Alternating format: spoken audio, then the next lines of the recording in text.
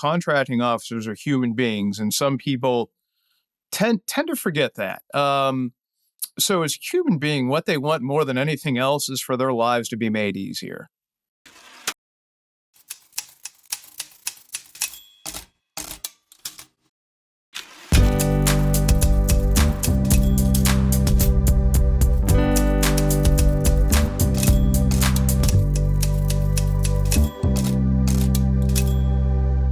Hey everyone, I'm Marcia Watson, and welcome to Series 2 of the Optimized podcast by VisibleThread. I'm thrilled to bring you new episodes tailored for all you government contracting professionals, proposal managers, and acquisition experts out there. This season, we're driving into the most pressing topics in GovCon, from bidding trends during an election year to how we can innovate, adapt, and evolve in an ever-changing industry. We'll explore risk management, dig into the role of AI in proposals, and tackle the biggest question of how to maintain a reinvention mindset, especially when burnout's knocking at your door.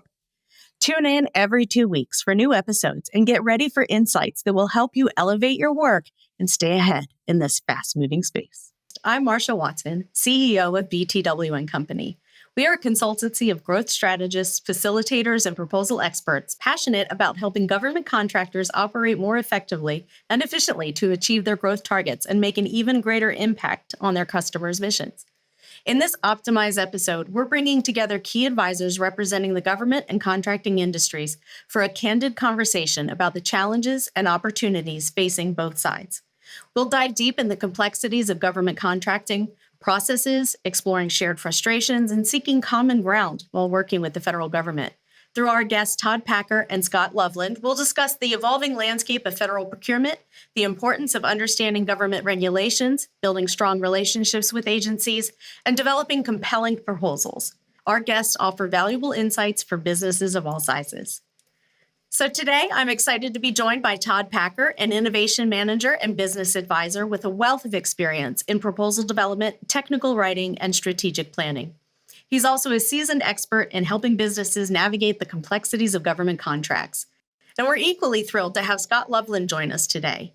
As the director of the Ohio Apex Accelerator at Youngstown State University, Scot brings a unique blend of military experience, business acumen, and a deep understanding of government contracting.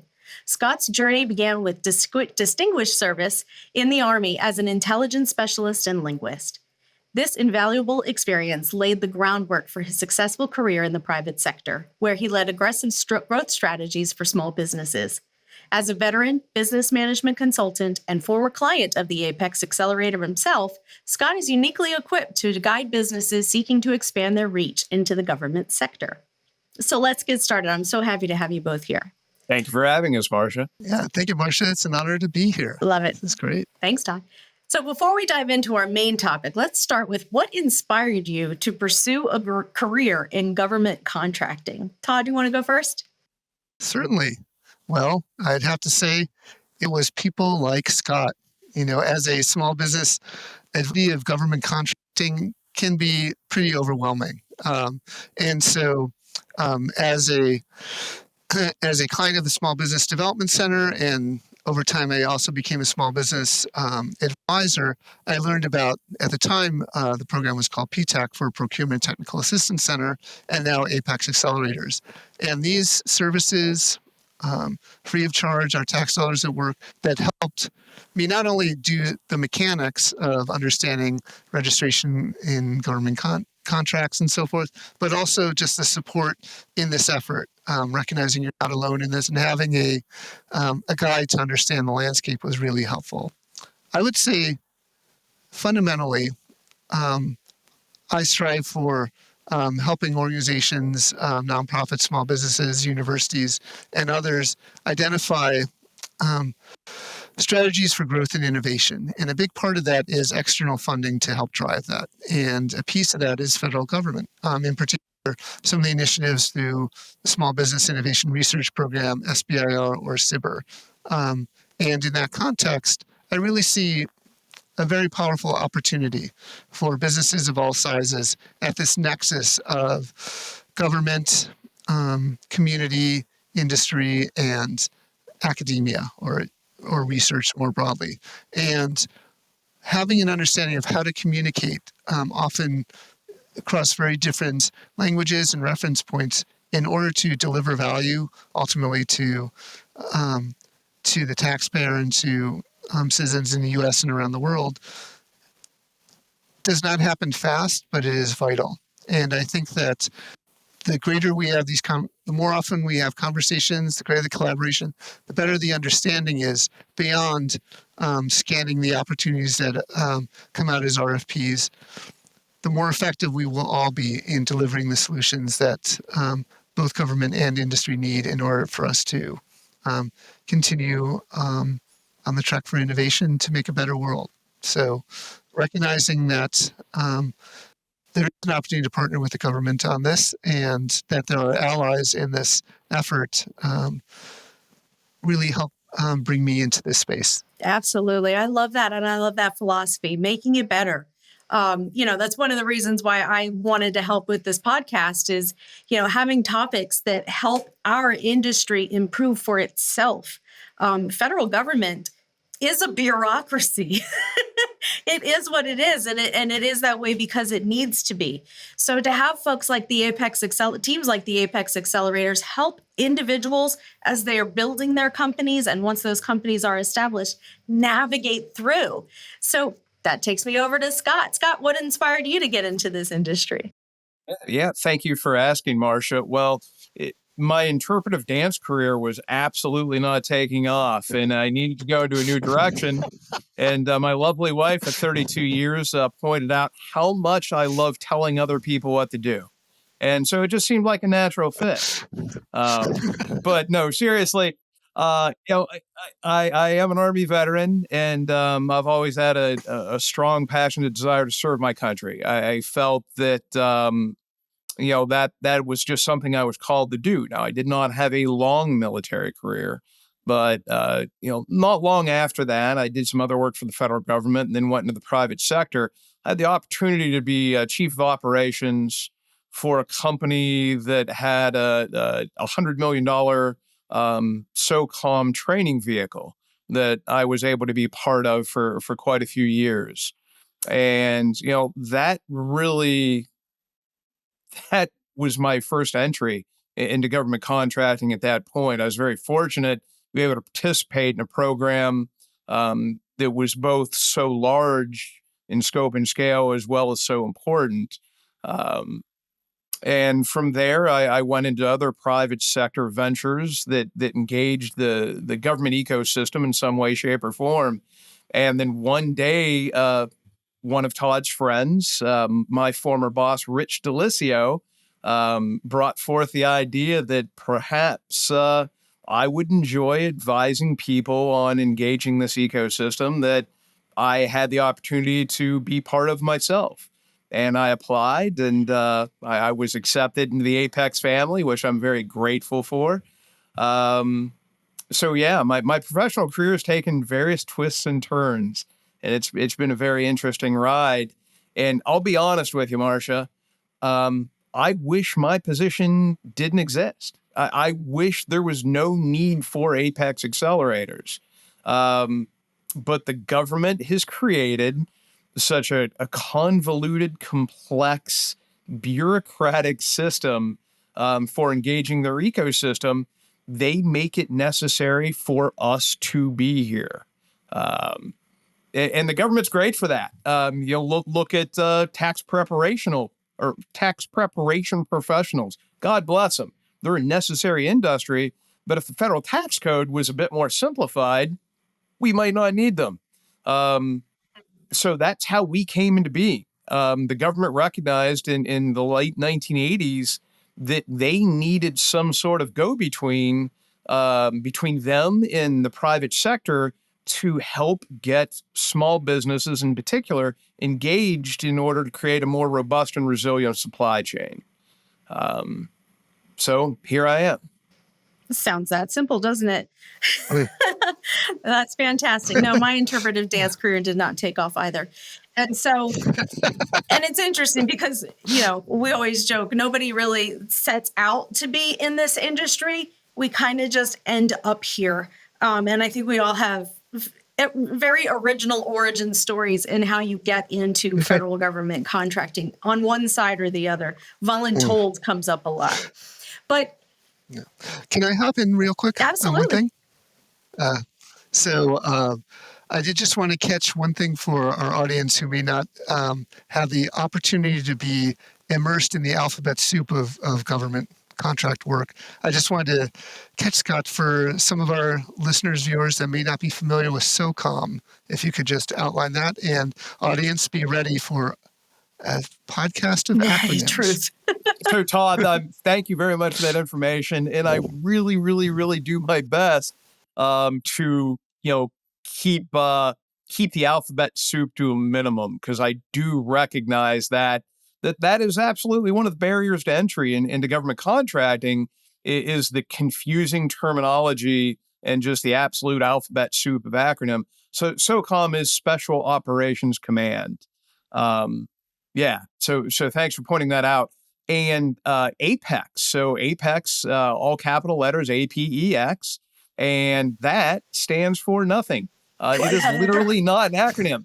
As much as the government loves acronym, and a perfect opportunity to have a great acronym with all four capital letters, APEX, and to the best of my knowledge, it does not stand for anything. Well, I think also to work with the federal government, you have to have a sense of humor, which I appreciate you both for.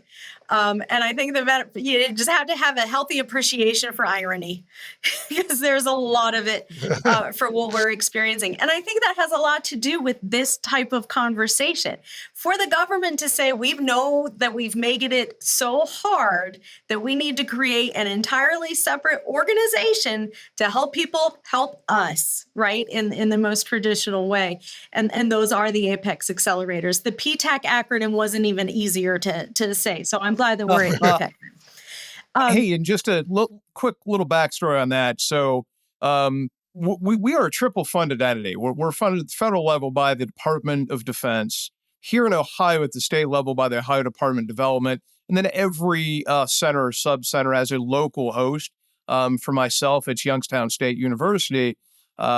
So, going all the way back to 1986, we were always under Defense Logistics Agency, underneath the Department of Defense. And that is when we were PTACs. We were Procurement Technical Assistance Centers. January of 2023, so very recently, they decided when we were moved to Department of Defense Office of Small Business, that a rebranding was in order. And that's how that all came about. And that transition makes sense to me, not having followed the history even, but to take it out of the Defense Logistics Agency, to spell that one out, and bring it back over to Defense Small Business demonstrates the perspective that the government has, that it isn't just necessarily about the supply chain. It is about small business and our economy. And I've addressed that before, that, I truly feel that small businesses and any federal contractor by that regard are the stabilizer for our federal economy. We know we've got a podcast episode of what we can expect during a federal government administration changeover. We've had, the podcast episodes that we're doing this year really tie all into what this means for American citizens. What it means for us as employers and employees of the people who are working in this industry for this industry, and thus, therefore, benefiting the federal government. So when we talk about that, what we would think should be relatively easy probably could not be more complex, right? And there's a lot of nuance and idiosyncrasies, and it applies to this Federal Acquisition Regulation Code, but not the DFARS, the Defense Federal Acquisition. So there's a lot of things to just know and understand for how to be a federal contractor. And so before we got started, Todd had mentioned that he had known a company that tried, one shot to be a federal contractor. And you don't realize, I think, unless you're really in this industry, the size and scale of what is truly available in federal contracting. I mean, there's very few things that the federal government does not buy, exchange, or sell in some form or fashion. I don't want to get through that list. But to say that there's so much potential for small businesses, even for large businesses that could be in a mentor-protege relationship, individuals trying to get into the 8A program and various other benefit programs within the federal government, that navigating it is daunting, absolutely terrifying for some. So how can we go about simplifying that understanding? And I know that is a loaded question, but really to say, at the very basic, what is the federal government trying to get us to do in their procurement cycles? Either one of you want to take that one on? As a general introduction, what I've found is helpful is to understand that, and I believe this is still the case, Scott, that the U.S. government, including the Department of Defense, is the largest buyer on planet Earth. It is about $650 billion annually, give or take a couple bucks. Yeah. So, to your point, Marcia, yes, the federal government will buy something that most businesses in the U.S. sell. And the federal government is caught in some ways, that, and is bound by regulations in ways that private industry is not. So as a small business is determining what to whom to sell to, recognizing that fundamentally the decision makers in the federal government are trying to balance the constraints mandated by Congress and by extension from the taxpayers to spend tax money wisely and well, and the demands of the government agencies, which are vast across everything from the Department of Defense, the National Institutes of Health, to the U.S. Department of Agriculture, and figure out ways to determine in that landscape of needs that range from long-term infrastructure needs to Federal Emergency Management Association responding to the upcoming hurricane season, how to balance that, what it takes to acquire goods and services fairly and well and as quickly as possible, given that you have to, the goal is to fairly evaluate all the providers of these services. Yeah. And this back and forth can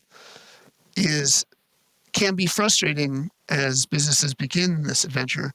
But I think it's important to recognize it exists like this because of some fundamental principles that we have in our country towards transparency, towards ethical business transactions, and towards sound financial and fiscal management. Sometimes the headlines don't highlight that. You don't hear a lot about government made 10 million successful transactions this year. So, but I think that it's really important to recognize that there are good people throughout the system that are doing the best they can to balance these requirements in order to get the best that industry can offer to meet the needs of people living in the United States and others overseas, whether it's our warfighters around the world or our astronauts in space. Sure. These are things that we do and need things that businesses can provide. And so I offer that as kind of a very general perspective that I think gets lost when you're trying to determine what the requirements are for this offering that has to be done in 15 pages, Arial, 12-point font. Yeah. So I wanted to kind of start off with that. I appreciate that because it does kind of start to seem silly sometimes, the requirements and the restrictions that the government puts in place, but understanding that it is in the interest of balance, transparency, better use of taxpayer dollars, all of those things coming together. So, Scott, going to let you tag on to that question with kind of from your perspective. Todd talks about quality, efficiency, communication, relationship. How do you see those things playing between the federal government and the contracting sectors? Well, that's a great question. Sometimes it plays just fine, and sometimes it does not. That is a really complex question. I believe your original question, you asked about, what is the federal government trying to achieve with the system they've set up and put into place? Um, I believe the answer is twofold. It's at its base level. One, so back in the mid '80s when we were created, when the P-tax were created to assist small businesses entry into the supply chain, the federal government had decided they didn't like being beholden to a few large corporations in terms of their acquisition potential. And they wanted to create a more robust supply chain with more options. So I believe, number one, they really want to create that diversity in their supply chain so they do have more options, so they can buy cheaper, so they can buy better, so they can buy more innovation than the federal government even dreamed of creating internally. And I think that is their number one guiding principle. Um, I think, secondary, they do want to try to do what's best for the American business economy. And again, as Todd rightly pointed out, that they're the largest buyer and seller of goods on planet Earth. So they've got more impact on that dynamic than anyone else. So they really want to, prime the pump for American small business, and create that thriving business sector where a small business, a three-man machine shop, can ostensibly compete with a Lockheed Martin. Now, we get it. It's not quite a level playing field there, but at least the opportunity is there. The mechanisms are in place for everyone to be able to come to the table and contribute in some manner. Maybe not equally, but contribute nonetheless. That's fantastic. Todd, did you want to add anything on that thought?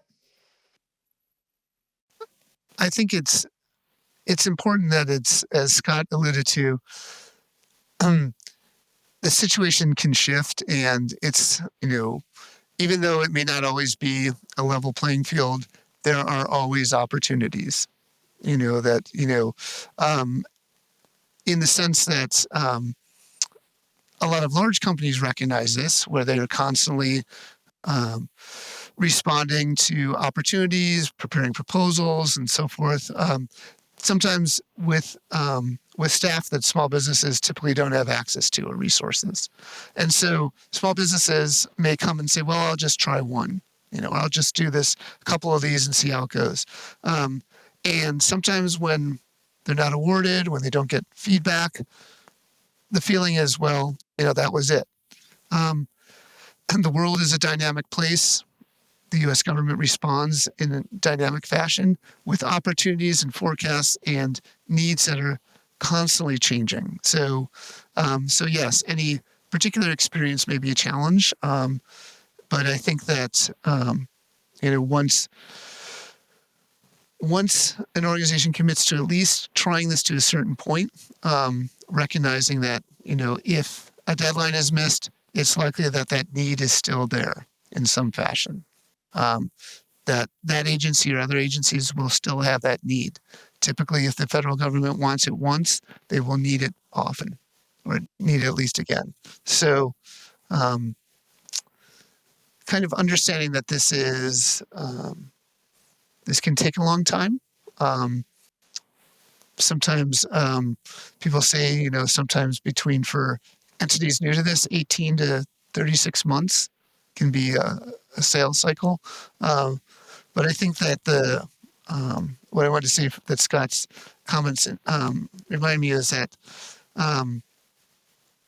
those comments we all hear like, oh, it's not a level playing field, as a reason to never do it at all.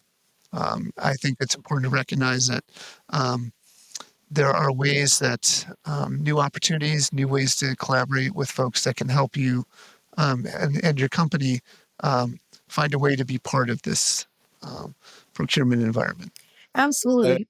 Go ahead, Scott, because that was going to be my next question. So how did the Apex accelerators come in? Well, and let me respond to a couple of things that Todd brought up there. We talk about these barriers to entry, and we all recognize the difficulty that the obstacles the federal government has put into place that need overcome in order to gain entry into the ecosystem. There's one thing when Todd mentioned that 18 to 36 month sales cycle, which I think he's pretty close on those figures. When I became an Apex professional, one of the things I'd asked my local colleagues was, hey, what type of feasibility studies do you have? What type of ROI studies do you have that I can provide fiscally minded business owners about what type of man hours, what type of financial resources they're going to have to put into this endeavor? So they can do it as a cost analysis decision-making tool on whether or not they even want to engage this environment. No one had one. I checked at the state level. No one had anything. I checked at the national level with our national organization, Apex.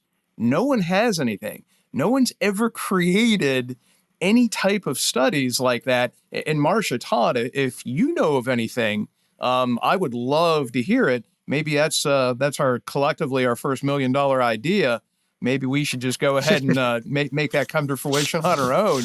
But I talk to business owners as in my role here at Apex, and that's what they want to know. They're like, "Hey, how much time and financial resources am I going to have to invest into this process till I can potentially see a certain level of success?" And any information I could provide them is purely anecdotal. I don't have any hard and fast studies. And right there's a barrier to entry that is discouraging to business owners that, have limited time and limited resources to throw at everything. So they've got to make good informed decisions on what to pursue and what not to pursue. Yeah, especially when, in my business, the closest I've been able to do is through pipeline calculations for, how much revenue do you want to generate in a period of time? What do you think your win rate is? And I'll tell you what you need to get there in your pipeline. That's not a science. That's a guess. And even then to a small business that has limited resources, when I say that proposal is going to end up costing them $35,000 in outsourced resources or whatever that may be over that long period of time, $35,000, $3,500 to some businesses, that's a barrier to entry. Just the budgets required to have these requirements. Proposals are not easy. They take a long time. We wish that we could spend 18 months on them. We're lucky we get 18 days sometimes. So let's switch the topic over to that a little bit. There's a lot of hurdles to overcome. There's a lot of just things to know and understand from the fundamentals of what it means to be a federal contractor. That kind of from that Apex Accelerator perspective, what are some things that small businesses new to the market might not completely understand or appreciate? What do you see are kind of most frequent light bulbs coming on, or, oh, okay, now I'm like, what do you think small businesses don't quite know or understand but once they do, they kind of have that leg up? Now that's I'm going to give you two answers to that. I'm going to say one, once they finally understand that this is not an endeavor you engage halfway. This is really an endeavor that engages proactive, aggressive approaches. If you think you're going to do this on a part-time basis, your chances for success diminish considerably. I find that my clients that have the most success have a dedicated individual, if not a dedicated team, that apply themselves on a daily basis to making their company successful in the government marketplace.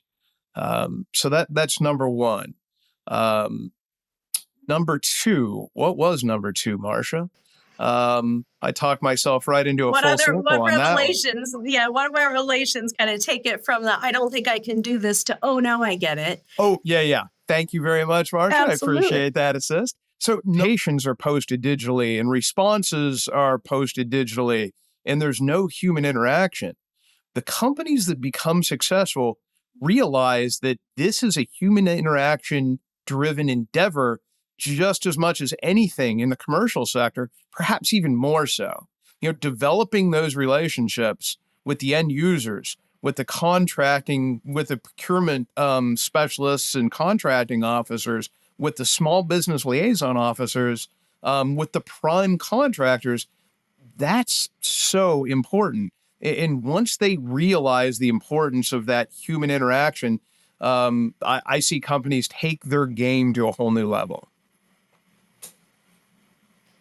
Well, Todd, that's usually where you'll come in, right? Helping the companies understand what strategies and tactics they need to have to get to that level. What's your take on that? Specifically, there seems to be a wariness on industry side around this, particularly related to misperceptions around, faceless bureaucrats and so forth. So I would offer my favorite FAR clause, my favorite Federal Acquisition Regulation Clause. See, I think you're everyone a professional should when you have have a a favorite FAR clause. And so everyone, and you can find this at acquisition.gov. It is FAR 15.201, FAR 15.201. Special shout out to my APMP colleague, Steve Skeldon, who, when we were co-presenting, really highlighted this as well. And that FAR clause is exchanges with industry before receipt of proposals. Now, keep in mind, the FAR is the guidance that government contracting officers have as they're developing procurement requirement. So this is straight from the regulations. Exchanges of information among all interested parties, from the earliest identification of a requirement to receipt of proposals, are encouraged. Yeah. Are encouraged. So the government is encouraging their own employees, their own contracting officers, to communicate with industry. As we all know, as we try to get friends to talk to people that they're intimidated by, encouraging doesn't always result in it becoming something useful across the board. But for industry to recognize this barrier, this perceived barrier, we can't talk to them. Yes, there are limitations in the process that need to be recognized. But there's but the way the system works from the government side as well is we need to talk. We need to have conversations so that government understands what industry can offer and industry understands what government wants. Now, oftentimes it's very different languages, and that takes some getting used to. My favorite example, Scott, may appreciate this too, is the whole notion of folks new to this game in the acronym space will often ask, why are they called KOs if they're contracting officers? And so in that case, to make the distinction between the more, historically used CO for commissioned officer. But the idea that even something like that, where, even how they're called seems quirky, can be enough of a barrier. But I want to convey this idea that Scott said that's very important, that there are people in this, that these are conversations and relationship building amongst people. And for industry to recognize that, yes, even in the Federal Acquisition Regulation document, government is encouraged to work with industry.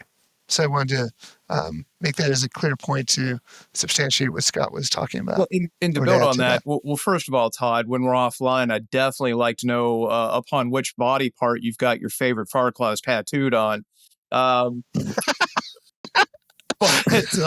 So, one word I do want to point out that FAR clause that you did touch on was encouraged. So I really wish it would say required, not encouraged, because some federal employees are very good at understanding that they are encouraged to do so. But hey, they're human beings, and every human being interacts on a different basis. Some federal government contracting professionals are not good at that interaction and communication. And they're like, look, I'm encouraged to do it, but I'm not required. So, sometimes that outreach on behalf of, private sector, it's not successful just because the KO will not engage. I've personally found that private businesses' best friends are those small business offices that are in every federal agency. Get to know them. They exist to help you. Now, don't get me wrong. They're there to help their agency, but they're there to help you too. They're there to, help their agency fulfill their prime contracting requirements, of which I believe, Todd, they're 23%, right? For small businesses in 2024, and then 5% for the other certifications like WASB, Woman-Owned Small Business, VOSB, Veteran-Owned Small Business, et cetera, et cetera.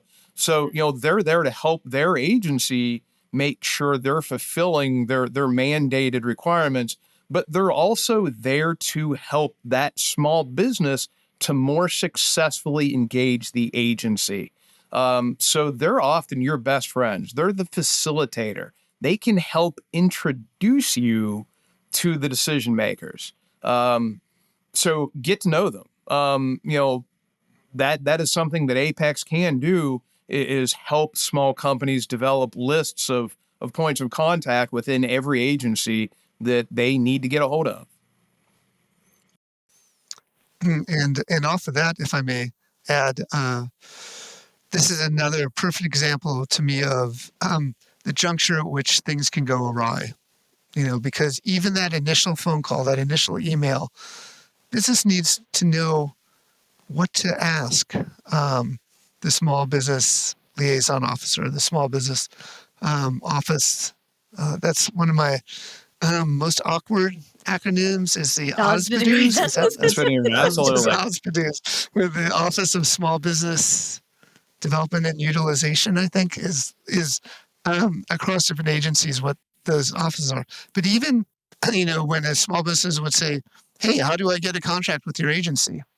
That can come across kind of clunky, that kind of thing. So there's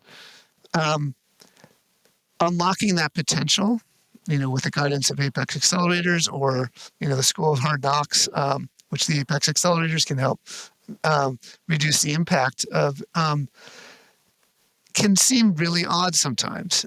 Sometimes when I work with companies and they're like, really, we have to ask about this particular needle in this particular haystack we noticed you were forecasting for this NAICS code in, Q4 down the road. Who would be, what are your requirements for that? But I just want to find out everything they do. True. But having a specific, clear request that will allow a small business liaison officer to either make the connection most accurately or to help you come back and say, well, that particular thing isn't, I don't think it's the best fit, but clearly you've done your homework. You're taking this seriously. And so I will, I now know that I can talk with you above the level of go to the website and see our forecast or visit sam.gov, So I think that that kind of, it can seem subtle, the idea of, why can't we just take the list Apex gives and create the form email blast and send it to all the small business liaison officers and they come knocking on the door because we have the best widget or service. And how many other contractors are sending that same email? And I think that's it, right? There's a lot of junk mail. There's a lot of chaos. There's a lot of communications taking place, but not exchanges of information. I love and hate an RFI, a request for information. I think that if they're written well, if they're responded to as if you are going to give the government a guidance of what you can offer, it's a great tool. An RFI is not a door opener, I don't think. I think that having the door open allows the RFI response to go through more cleanly. And I always liken it to, responding to a source's sought notice, and they're different, right? The source's sought is, are there contractors out here that do this work? That's very simple. Yes, there are. We are one of them.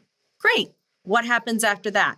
You wait for the RFI to come out? No, you call the contracting office or the small business office and you say, I am very interested in this because I'm the contractor that does X, Y, and Z. You have to have that communication exchange. Otherwise, I call it you're just dropping your business card in the Applebee's fishbowl and hoping you get a free lunch out of the deal. It's not going to get you anywhere. They're too busy. They are a taxpayer-funded organization, and some offices in contracting are contractors, so you don't know who you're going to be speaking to, but you do know that you're going to be wasting their time if you're not bringing them what you are trying to offer. And I think that's another great place where the Apex accelerators come in, is to help formulate those messages, help describe and define what a good message to the government is going to be, what's going to get those responsive reactions and such. But let's take that spin down to, once you've got your foot in the door as a federal contractor, what are some things that the government needs out of you in order to be able to continue to offer that contract back in an option year? What are they looking for in terms of success for a small business or any contractor coming in, especially if it's your first time? So, yeah, I referenced earlier that, contracting officers are human beings, and some people tend to forget that. So as a human being, what they want more than anything else is for their lives to be made easier. So if you simplify their existence, if you make their job easier by doing exactly what you are contractually obligated to do when you are contractually obligated to do it, you're going to be offered that option year. It's that simple. The more difficult you make their existence, the less likely that they're going to offer you those option years. They don't want to make a change. They don't want to release that RFP again. They don't want to go through that process if they don't have to. They want their life made easier. And as long as that end user is happy with the product or the service you're providing, and they give good feedback to that contracting officer, you're going to be renewed. That sparks me to offer one thought along those lines, which when I work with companies, there's never any guarantee that any proposal offer will be a win per se. But my advice to them is always plan to win, meaning don't put yourself in a situation that Scott just referred to as making a contracting officer's life difficult. If you honestly cannot deliver what the government is asking for, if they want 10,000 of something that you're only accustomed to producing 3,000 of,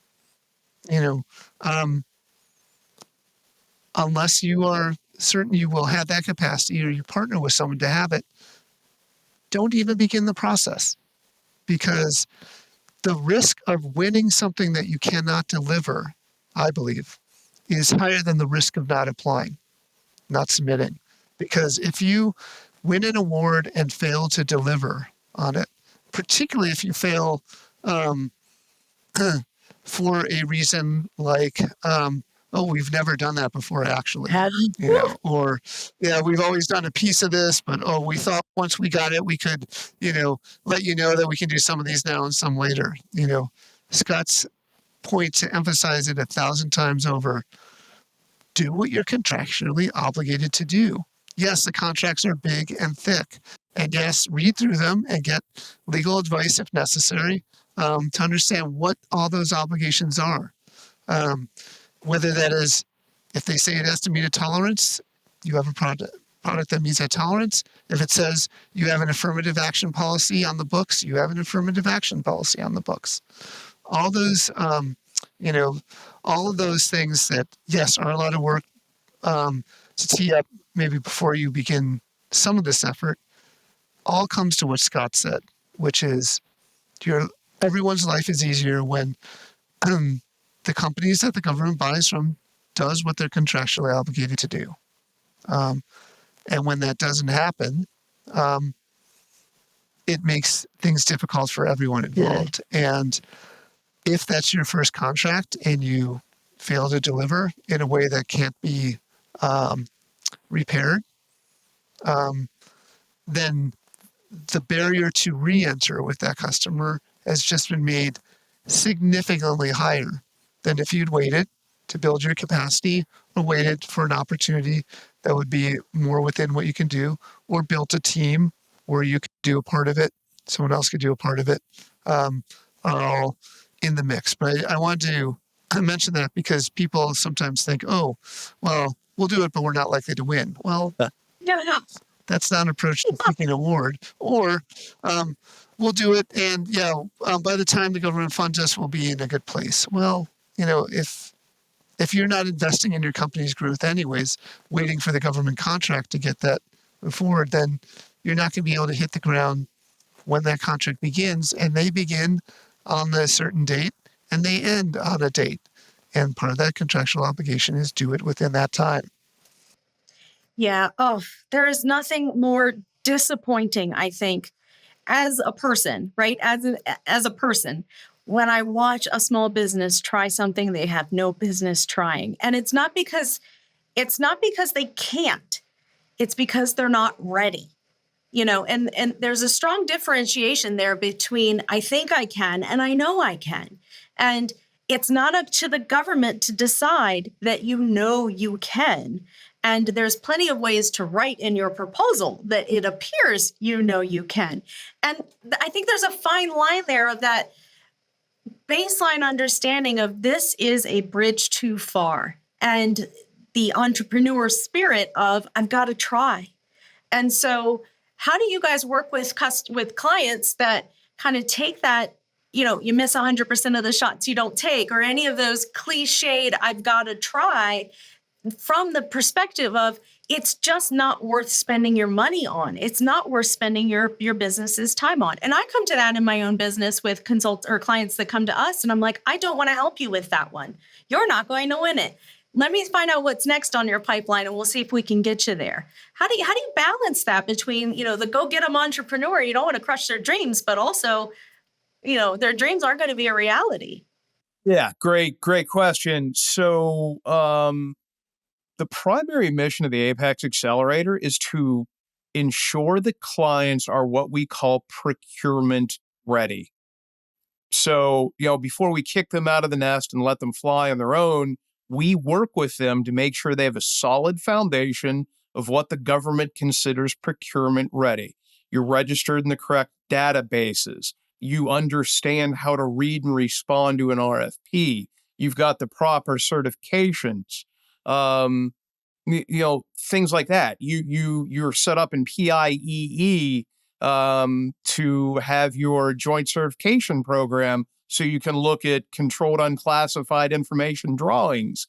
There's so many things that go into it on the front end before you're ready to respond to RFPs or to RFQs, either one. And that's something we really try to do.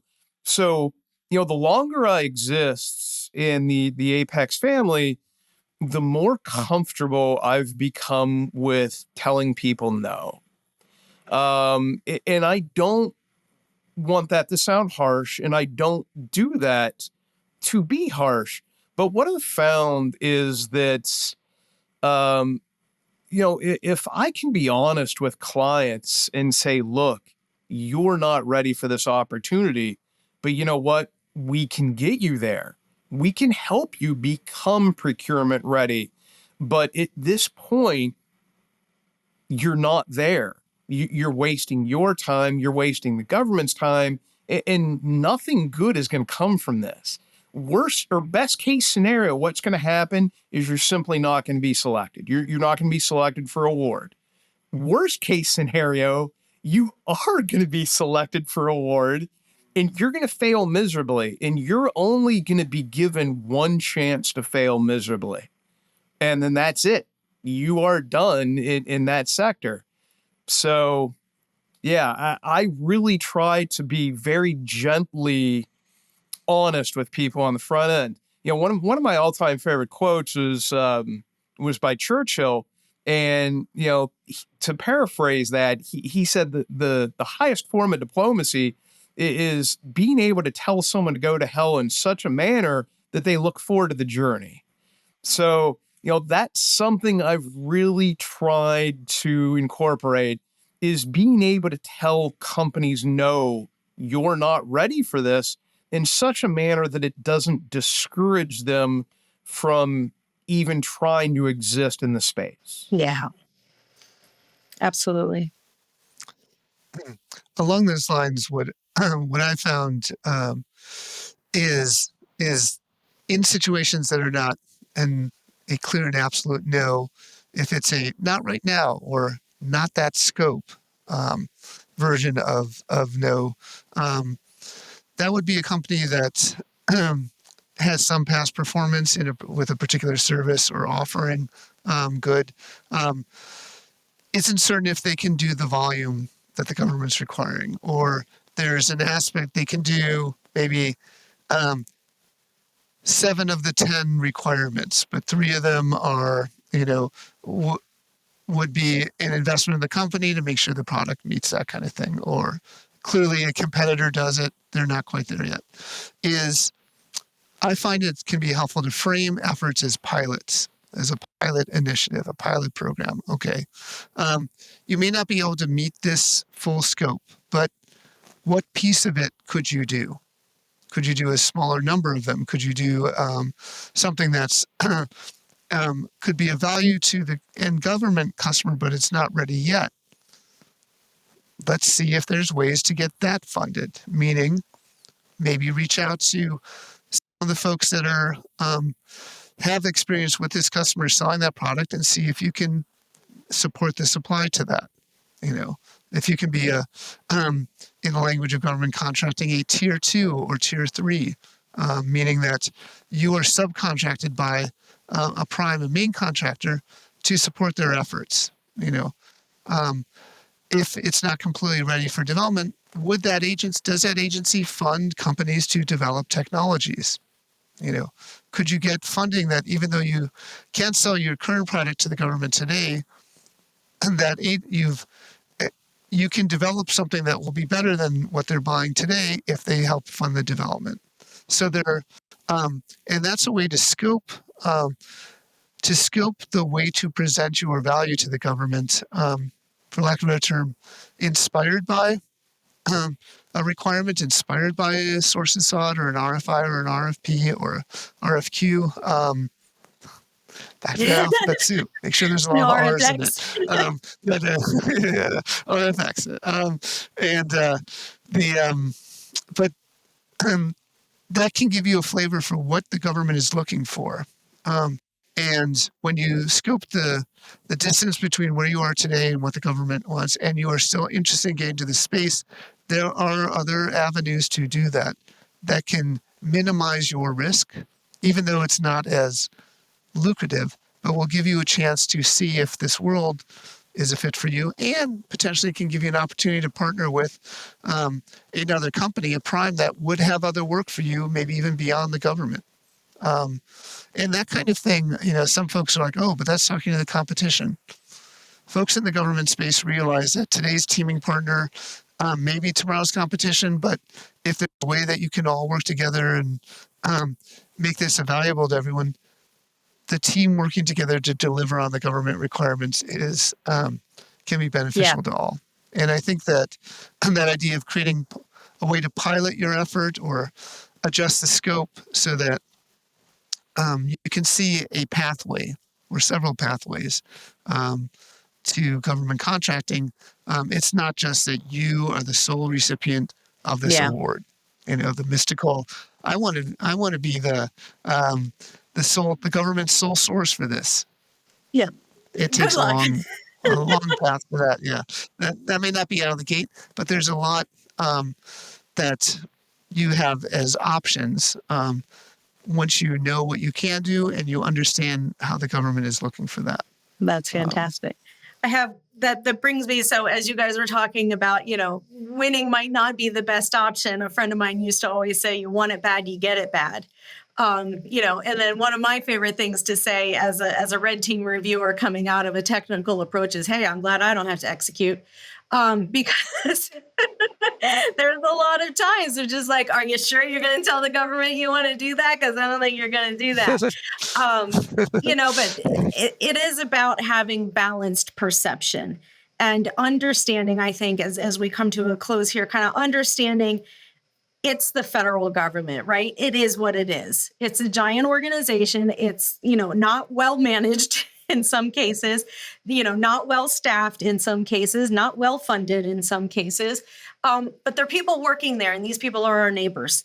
And so, as businesses come into this, it's not an adversarial relationship. It's not, oh, this RFP is dumb, or, the government doesn't know what they're talking about. It's not, drafting questions in a way that insults the customer. It's, how can I help? And the honest answer is, and if I can't help you, how can I get out of your way? And really help companies understand that, it's not about you. It is about your customer. And if you can get them to buy what you're selling, that's fantastic. If you can't get them to buy what you're selling, sell it to someone else. Find your value in the market and not the other way around. So I really appreciate the perspectives that you guys brought. I'm gonna hit you with two hard-hitting questions, one for Scott and one for Todd, as we get ready to wrap up. So, Scott, for you, from your experience, what is a piece of advice that you would give somebody who is entering into federal contracting? Yeah. I would basically remind them that you don't need, at this point in your career arc, you don't need to be an expert in federal contracting. You need to be an expert in your industry. When you have questions about the FAR, about the contract, have a network. Have a network of trusted sources that you can ask those questions. Your Apex professionals, your Marcia Watsons, your Todd Packers. Hey, the contracting officer that's part of the mechanism that awarded you the contract. Everyone wants you to be successful.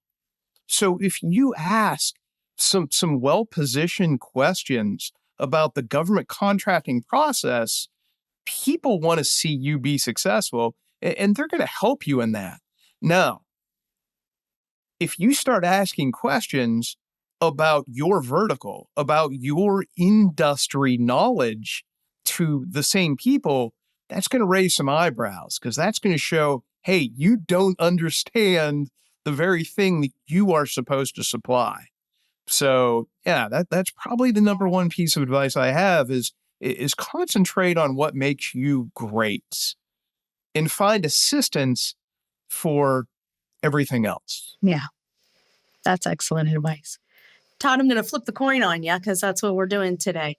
If you could change one thing about the federal procurement process, just one, what would it be? Okay. Hey. Well, other than raising the salaries of Apex Accelerator staff, I would This has say been a paid commercial endorsement of Apex Accelerator.